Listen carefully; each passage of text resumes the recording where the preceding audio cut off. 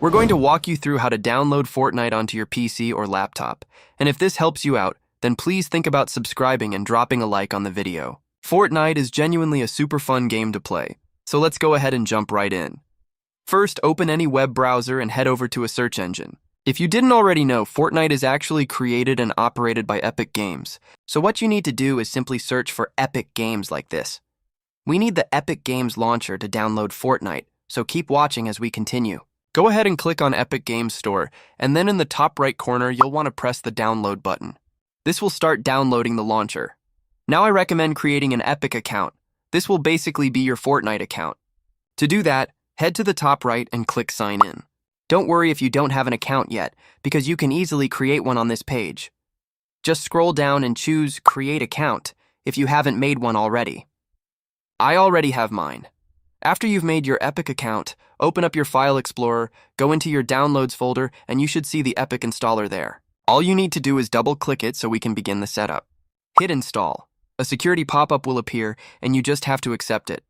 Now the installation process will begin.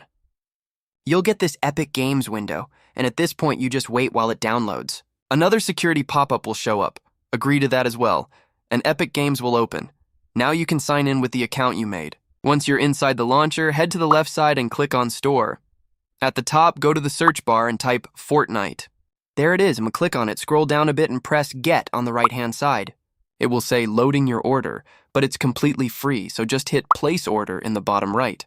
Make sure you agree to the terms. Since it's free, it's not a big deal, but still confirm it.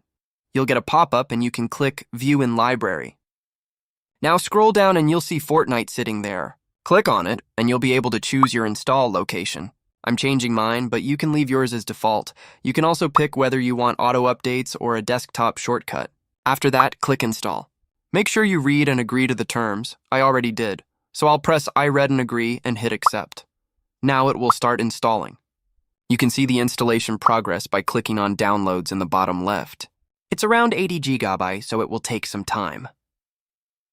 Once the download and installation are both finished, and it will do that automatically, you can go back to your library on the left. Click on Fortnite and start playing. It's super simple.